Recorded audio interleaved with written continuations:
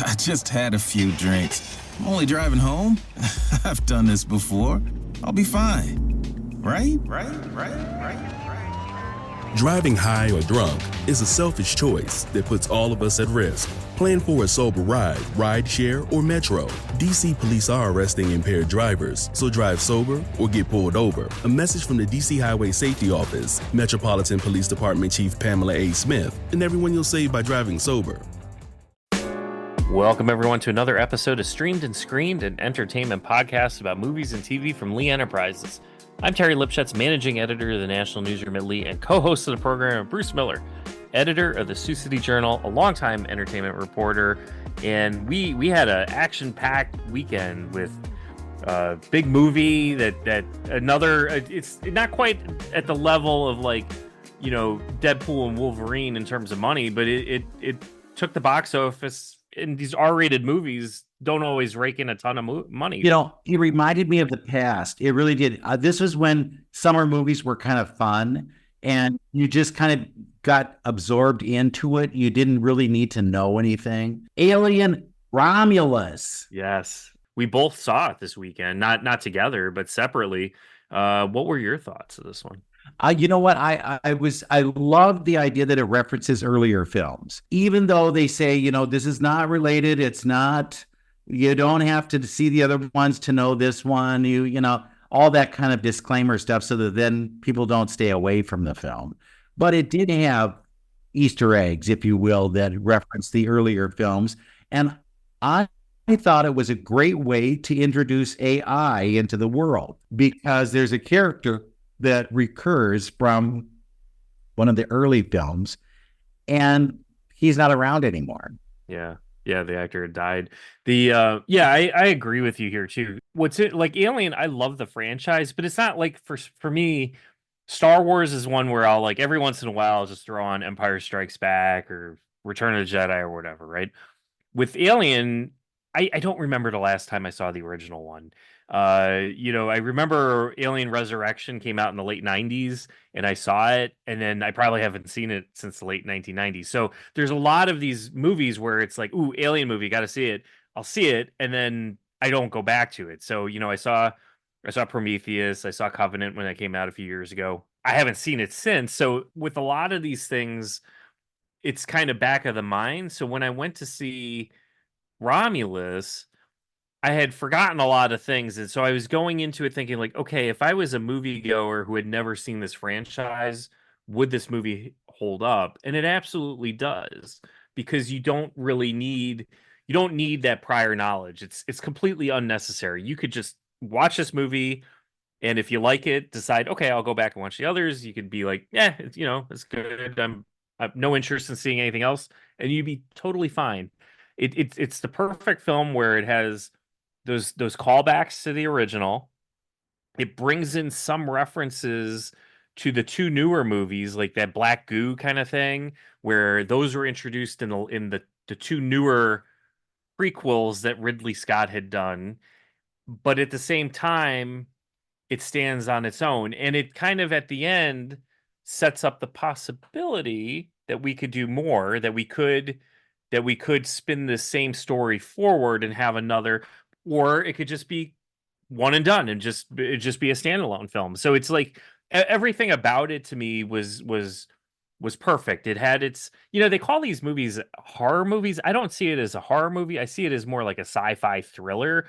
It's not to me, I don't like horror movies that are just these gory, gross, disturbing type of things. This is it's a monster movie, which I think is a little bit different than a traditional horror movie, if that makes sense.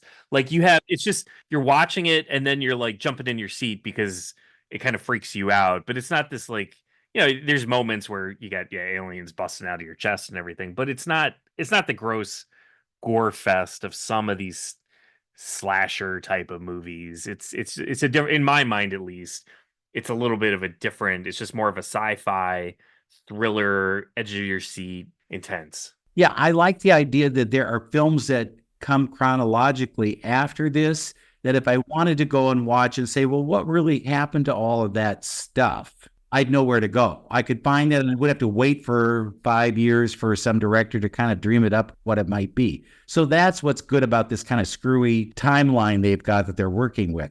But like you, there are two characters that make it through to the end of this. And I'm not saying that that's a spoiler or anything, but you could see where they could easily launch into another phase of the whole thing. And I'd like to see that. I would be very interested in what happens there. What I found fascinating about this is they have a character who is an android who changes in the course of time, not necessarily in terms of temperament, because they're not supposed to have that kind of feeling. He is like kind of simple in the beginning when you first meet him, and then he becomes very intelligent. And it's like, it's whatever the chip is or the thing that they stick in his neck. I love that. Isn't that us on a daily basis? Right. You know, depending on what program we're in or whatever we're doing, we could be just brilliant, or we could be really simple and stupid. Yeah. I think what worked for this also is with Ridley Scott. He didn't direct this one. So he directed the original, the 1979 film. He was largely, I think, uninvolved with all of the sequels after it. I don't, James Cameron did the second one. I don't think he was a producer on any of the other movies. I think it was just other people kind of took the story and moved it forward. But he came back and did Prometheus and then Alien Covenant. So he directed those two. With this one, he just served as kind of, producer, executive producer, whichever it was. So he wasn't the director of it, but he gave notes. I even saw an interview with him where, the director of this film, he did it, and then pulled Ridley Scott in and said, like, watch it and let me know. And Ridley Scott gave him notes and said, it works here. You might want to change this here. And so he was involved with it, and it kind of kept his vision going, but he was also able to hand it off to somebody else. It still felt like to me, it felt very much like the original because it had that dark, like it's always dark. There's only one scene that I could think of, when they're on the bridge of the ship where it actually, everything was turned on and it was bright. It was otherwise, it had that same dark, creepy feel to the original with Sigourney Weaver. If you were at home, you'd go try to turn on the brightness and get it a little lighter so you could see what's going on in there. And I noticed that so much of it was with lighting. Whenever there was some kind of warning thing, the lights would be flashing. And those things create that mood in you that makes you kind of nervous and react accordingly. Now, in any of these kind of situations, I would be the first one dead. I realized that because I'm not going to do all this kind of jumping and trying to get away from whatever is out there. I'm not going to try and make it through a door before the door closes. I'd be like, okay, bye, see ya, I'm out of here, we're good. But it's fascinating to see those who have that kind of will, and you think, well, they got to last. They're not going to get bounced right away. But there also is a point in this movie where a character looks like this character is still alive or still has life, and I would have left that person alone. I would have just said, sorry, I am not helping you. I'm out of here. Because darn well there's an alien somewhere. Right. And I think it was referenced. There was an early, before they went up into space, they're on that mining colony, and they were talking about how one of the androids had made a decision in the mine that, because they're supposed to protect life, but they kind of killed somebody, but it was, they sacrificed 3 people to save 10 kind of thing. So it sort of comes back in the theme where we as humans have this emotional attachment of trying to help everyone, where there's a coldness to an artificial being who's just using, numbers basically to make a decision. I'm running the odds here in my computer brain, and you're not going to survive. So we're just going to sacrifice that person it goes Star Trek 3, or was it Star Trek 3 or 2, when like the good of the many outweighs the good of the one, right? So with Spock, that's kind of what it is. Look at it in some kind of corporate places where, there's an accident and it's like, well, but then we saved, is that really the thinking that we should have for all this? We should save everybody. I knew it was trouble when the girl tried to get PTO and she couldn't get the time off. She didn't have it earned or something. I thought, this company is trouble. You got to respect those quotas. Let them take a vacation. Come on. Let them have a vacation to go to some old garbage dump up in the sky somewhere. It all looks so bleak in the future. You go, I'm not living there. This is not good. But I enjoyed it. I thought it was lots of fun. And it was one that I'm glad I had popcorn at the movie. Yeah. Well, okay. We're talking about horror films. And I also saw one that's coming up next week on Netflix. Okay. It's called The Deliverance. Now, this is not Deliverance. Yeah, it isn't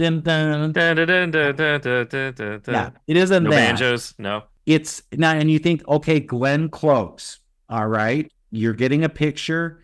And then Andra Day, who was an Oscar nominee, is in it. They play mother and daughter. Okay. They're living in this house that doesn't seem that bad. But suddenly the house, there's something wicked this way comes. And it starts affecting Andra's kids. And they start, like, one tries to hold the other one down under the bath water longer than he should. And then there's one climbing the walls. And I mean, it's a lot of stuff. And you think, maybe the house is haunted. And then the mother says, well, if you weren't doing this, this, and this, those kids wouldn't be so screwed up. And maybe you need to find religion. And so then it gets into this whole context of, is there a need for an exorcist around here? Okay. But they don't go to an exorcist. They go to somebody who helps with what they call the deliverance. Oh. And this is a way of, I guess, kind of soaking it out of the house. But it's based on a real story. It's sort of like another run at the Amityville horrors. Or yes, and any of those ones at the haunted house. And people who have lived in the house since say that there are still creepy things that happen. Well, I don't get that. How do haunted houses get sold? And why do people move into them? Isn't that something you have to disclaim? Right? You would think. I would say, why did the last person leave this house? And Right. I'm always one to ask about, was there a death in this house? I'm not having that. I'm not having somebody haunt the house just because. Yeah. Why are the walls bleeding? Right. What is that stain on the floor that looks vaguely like a body outline? The chalk outline of the. That starts next week on Netflix, and it has been out on the movie circuit for the last week. And I'm sure they're trying to get some attention. Lee Daniels directs, and it does have a little tish of that Precious. If you ever saw Precious, Mo'Nique is in it. She plays a social worker. You don't recognize her at all. She's not like the mean mother she played in that. But there are people you recognize, and you think poor Andra Day was going through hell making this thing because they have her doing a lot of stuff. When you get kind of like those big names to do a horror, because horror, horror is the movie you do before you get famous. It's like you kind of like Jamie Lee Curtis was younger and she did Halloween, and then I mean, I know she went back and did more of them after the fact, but it's kind of like that thing you do at the beginning of your career and then you establish yourself and then you're too big for horror. But you see, Glenn Close is doing it. And then did you see also with in Alien, that really creepy looking movie, Heretic with Hugh Grant? Like, wait, is that Hugh Grant is this a horror movie or is it just a really crazy, like Silence of the Lambs type of thing, suspense? It's like Bette Davis and Joan Crawford. When they got toward the Twilight years, they started doing these all the time. You think, why? You don't need to do this. Well, either they like to work or this is all they're getting offered. But Hugh Grant, I mean, he's still big. He was just in that Willy Wonka movie. He's an Oompa Loompa. Maybe it's better than you think. Maybe he's just trying to have some fun, branch out and just do. I moved past the horror movies too early, and now I want to go back and do them. Some of them say that they've got either like previous wives they've got to pay off, or they've got child support, or there's some reason for them to financially need the movie. So that could be it too, or it's a good script. Maybe it's just fun. They read the script and be like, yeah, I'll do that. That just, yes, it's not what I would normally do, but some could work 2 days and they're top billed. So you never know, I always love those movies where they had this big star in it and then they're dead before the credits start rolling at the beginning. Yeah, so that's a different kind of thing. But we talk about the Alien movie, and Ridley Scott is considered a pretty big factor. This December, he has Gladiator 2 coming out, and he's like, what, 80 something, and still he's like Clint was, still making movies later in life, and they're still good films. And PBS has this series called American Masters, and they point out people who are, if you will, geniuses in their fields. Right. And they've done a thing on Walt Disney. They've done, various and sundry people. And Ridley Scott would be one I would easily consider would fall into that category. Now, next week, they are focusing on Blake Edwards. And maybe Blake Edwards doesn't really ring a bell for most people, but he was married to Julie Andrews. And you go, oh, yeah, I remember that she had a husband who was a director. But he did a lot of really big films. He did Breakfast at Tiffany's, Days of Wine and Roses, Victor Victoria, SOB 10. Pink Panther? Pink Panther, yes. So there are all these kind of very time-specific films. I don't know that all of them age well. When you watch them now on the Classics channel, you go, there's a problem with that. But at the time, they were very important. And they were things that you would plan to go see. Like when Sound of Music was coming out, that was an event film. Pink Panther was the same way. So was Victor Victoria, was a huge, huge musical version of a story that had gone back for years. And it was Julie Andrews trying to do something different. Blake always wanted to get Julie out of that kind of Mary Poppins mode. And he would suggest things. Like, I believe in SOB, she has a topless scene. And it was like, do we want to see Julie Andrews like this? And so then he suggested Victor Victoria. And that was about a woman pretending to be a man, pretending to be a woman. And this predates a lot of transsexual talk or any of that kind of stuff in the years that have happened since. This was 1982, and huge movie. And she was nominated for Best Actress, and also nominated for Best Supporting Actress was Lesley Ann Warren. Now, Lesley Ann Warren is probably somebody that you might remember, if you do, from being in Cinderella. She was on TV. They did these live musical versions of things, and she was always known as Cinderella. And then she worked in a lot of Disney films. She did The Happiest Millionaire, and she did the one and only original Genuine Family Band. And she worked with Walt. And she said Walt Disney was incredible. But she also worked with Blake Edwards. And she said these were two geniuses. I could tell right away that these were people who knew what they were doing and had a different way of dealing with actors. And I got a chance to talk with Lesley Ann, and if you will, we've got a little bit of the interview, and you get a chance to hear her talk about them and what that all was about, especially how she got into Victor Victoria. All right, so here's your interview with Lesley Ann Warren.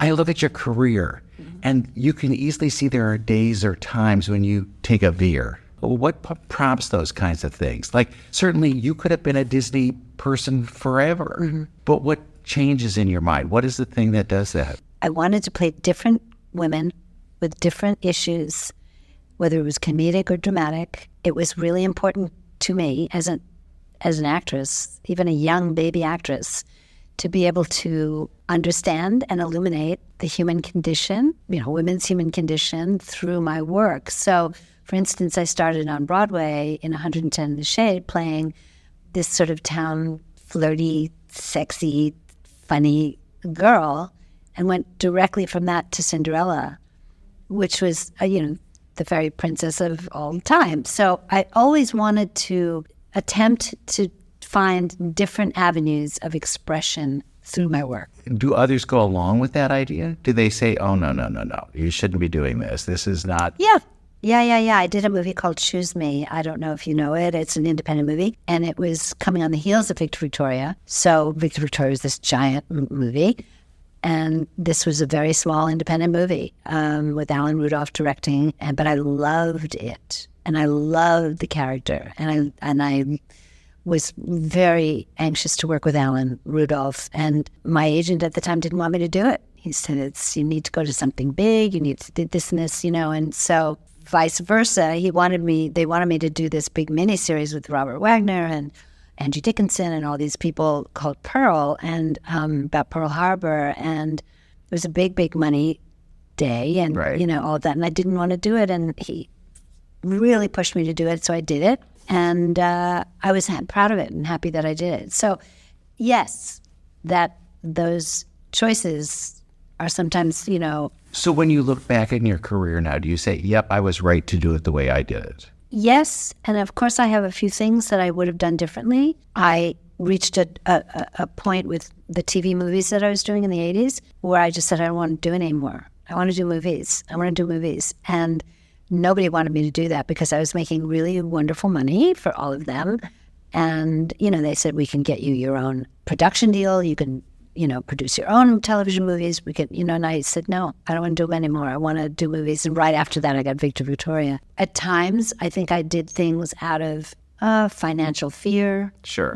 Whatever it would be. And I probably wouldn't make those same choices today. Sure. So do you look back and say, I'm really proud of what I've done? 100,000%. Good. I'm so proud. So how did you get an audition for Victor Victoria? My agent, who was Ron Meyer at the time, he was the president of CAA, and he was my agent for about 14 years, and he called me on the phone and said, you need to go meet Blake. And I'm sure that he had pitched me to Blake. And I said, I can't go because my hair's in braids and I've got a baseball cap on, and I don't want to meet him this way. And he said, no, he's leaving for London tomorrow. You've got to go and meet him. And I went and met him, and he didn't ask me to read or really didn't discuss the part very much. We just kind of laughed and talked about Cinderella, that both Julie and I had done Cinderella. And, and then he told me he had seen Portrait of a Stripper, this television show I had done, and that he knew that I danced and had that kind of character in me. And then in the meeting, he just said, do you want to do this part? And I hadn't read it. But I was such a gigantic Blake Edwards fan that I said, really what I said in the panel, I would do anything you want me to do. And then I went home and read it, and I was ecstatic. When you started putting it together, then do you say, I've got to do a voice with this? I've got to do, or where do all those little choices details come in? Yeah. I work on creating a backstory. If the backstory isn't in the script, then I work on creating one. So with my coach, we decided that she was, as a young girl, she was working in the Five and Dime Woolworths, and she would read movie magazines, and her favorite was Jean Harlow.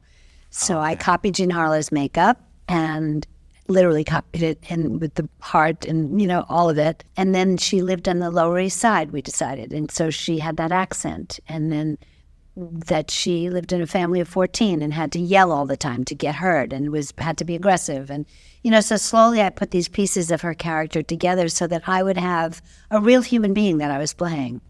She's reminding me of Gene Hagen in Singing in the Rain. I'm sorry if that's okay. No, that's okay. Because I loved Lena Lamont. I thought she was just a really cool, and it seemed like such a giant leap for you. That wasn't the characters that we have ever seen you as. Ever, or myself. I mean, I don't know where I got the courage to put this together in my bedroom. He sent his wig maker and his costume designer to my house from England. And we sort of sat and put this all together visually, not the actual costumes, but talked about it and, designed it. And when I got to England for the very big hair and makeup tests, because it was done on a big screen, and, I was sure, he would either love it or I would get fired because because I didn't walk in with that character in to meet him. I was Lesley, and he loved it. Isn't that weird how they would see something in you that... I think it's part of his genius. Honestly, I do.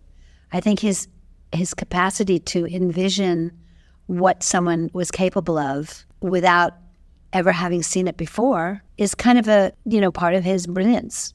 Then when they did the Broadway version, did they come to you and say, do you want to come back and do it again? They did. And I was reluctant to do that. I was also semi-committed to another Broadway show called Dream, that it was all Johnny Mercer's music. But I talked to Blake about it, and I felt like I had done her the best way I could possibly do her. And I personally didn't want to diminish that. But, I just didn't want to diminish it. So, and I was partially committed at that time to dreams. So I had a good out. This is meant to be, and this is meant to be. Yeah, I think It doesn't so. have to be, I'll do it forever. Yeah. Did you save anything from the movie? Are you not a saver where you go, oh, and I want to have that costume? Well, a lot they won't because these costumes were brilliantly designed on you. They were built. They call it built, on the actor. So I didn't get to keep anything from that except, the cigarette holder. So you do have that. I do have that. Well, yeah. It's weird. And I have the crown from Cinderella. So Do you really? Yeah. How did you get that? Well, this is a short story, but my husband and I read in some newspaper or something, the woman that the costume designer, Whitaker, he had given the crown to a dear friend of his in Virginia. She kept it in her antique store. She kept it in the front of the store, and all the little girls would come in and want to try it on, whatever. And then she not posted, but she it was in a newspaper. She said, that she was very ill, and she wanted the crown to find its original home. And my husband, without my knowing it, got in touch with her. She wouldn't take any money for it, and he got it. And my husband's he's in branding and marketing and design and all of this. So he had a glass dome. Oh my God. With a velvet little interior and a picture of me and the crown on top of that. And did it look okay? Was it still in good shape? Yes, it was in perfect condition. Wow. So it's so sweet. Yeah, so it's in my house. That is, and I remember watching that show. Why was that so indelible in people's minds? Was it because we didn't have that kind of fare on TV? It was like a very, very special thing? Or why is it that we always look back at that? Yeah, I think it's because I really do think this way. I didn't approach it like a fairy tale. It was very real to me at that time in my life. I really related to her as a girl who is unable to pursue her dreams and is relegated to being in her imagination all the time about it and not getting invited to the dance. And then all that ensues afterwards. And I honestly think that it was so, young girls related so instinctively to how real it was for me, Lesley, that they fell in love with the whole project. Sometimes it's been done with satirical overtones, or less imbued with reality. Sure. And I think that's why. How was it doing it live? It was, fine. I mean, it was, I come from the theater, so for me, you think millions are watching? I didn't think that. Oh. I didn't think that. I only thought about the moment, the director. Did he like what I was doing? Making sure that I was able to manifest everything that I had hoped to manifest in each particular moment. Yeah. When they brought it back then for Broadway, did you go? Yes, they invited me to come and to surprise Keke Palmer and come on stage and sing for the finale with the cast, which was wonderful. But then did you say, wait a minute, now they changed this? Totally changed it. And were you approving of that, or do you go? Not so much. I felt like it was diminishing the purity and the innocence of the original fairy tale quality. And so for me, it was... Yeah. No, I didn't relate as much. I can see that. And you can see why they did it, So there's a reason for everything. Sure, of course. During the Disney years, did you meet Walt? I did. He was the one who cast me in the first movie. What do you remember of him? He was wonderful. Absolutely wonderful to me. I mean, I've heard all kinds of stories, whatever. But with me, he was protective and like a granddad. I was so young, and he was You know, he invited me and the other actors to his home, to his, for dinners, and was on the set every day at different times, and just supportive, just really supportive. And so I felt very taken care of. Did you see him as this genius, though, that they regard him now? Or do you say, he's like a dad? No, I saw him as a genius. Yeah. He had an awareness, more than awareness. He had his finger in. He knew exactly what the animators were doing on a particular day. He knew what they were serving in the commissary. He knew what color ribbon I was wearing in my hair. I mean, he had his attention on every detail of everything that was going on in his world, in the studio, in his Disney universe. Wow. Yeah, so he was, it was thrilling to be in his Within it, as a performer who's been touched by that, and touched by Blake, how do you accept or deal with people who are lesser than? It ain't easy. You know what I mean? Where it's like, well, no, I know how it should be. It ain't easy. I'm telling you, it's tricky. It's challenging, and it's disappointing at times. Yeah. I've also done projects with not such luminaries, but people who are so brilliantly talented, like Alan Rudolph, like Steven Soderbergh, who is a genius in his world, incredible artist, filmmaker. Maggie and Jake's father, Stephen Gyllenhaal, directed me in a miniseries. I worked with some amazing, talented, brilliantly talented people that maybe didn't reach that stratosphere of Blake and Walt Disney and Richard Rodgers, but who were also exciting and artistically challenging to work with.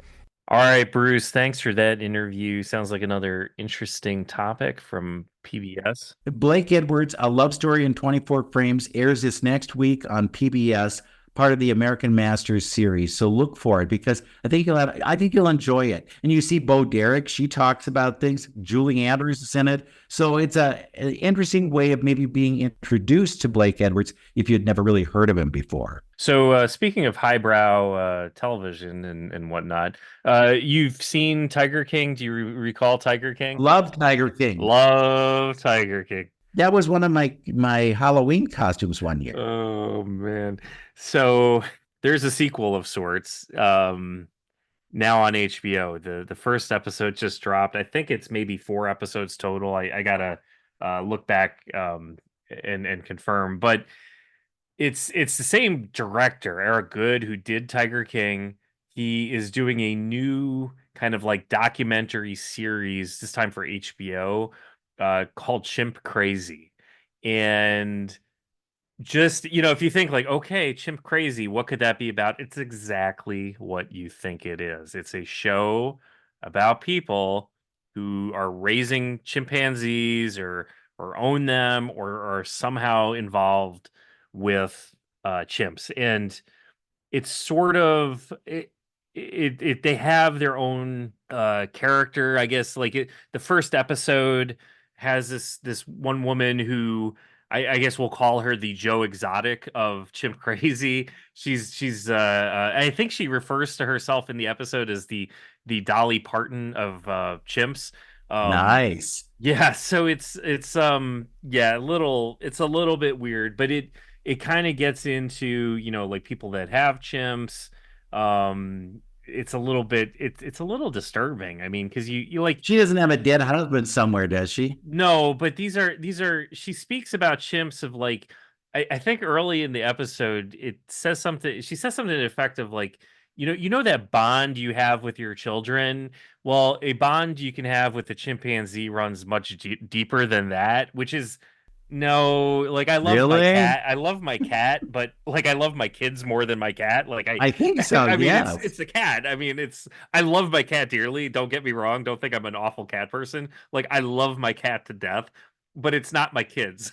Right? So they're not my human children, and so it's a little bit odd. And the other thing too, like you see Tiger King, and they are just these tigers, right? They're just these giant, vicious, ferocious type of Right. cats. They don't have personalities. They don't like chimps. Like they show you right away the personalities that they have. They're very. I mean, they're so close to us in the evolutionary chain that we're only a few strands of DNA different from a chimp. They're very intelligent.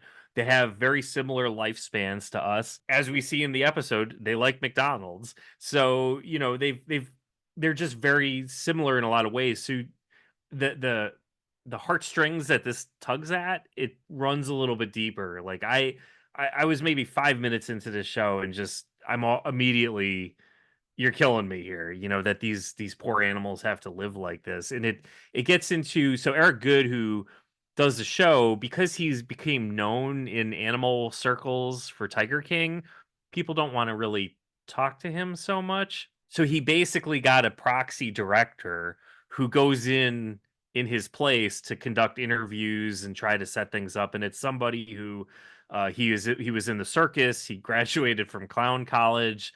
He had a bit of a run-in with the law because he, had some exotic animals that the federal government said you should not have. So people in those type of circles kind of trust this guy and kind of so there's hidden cameras, there's interviews, there's all these different things, and it largely takes place kind of around St. Louis. So you kind of get to see the case. PETA gets involved, and whatever your feelings are about PETA, because I mean obviously some people feel very strongly about the good things that PETA does. There are some people that feel very strongly that their tactics are perhaps misguided, I guess it might be the way of putting it.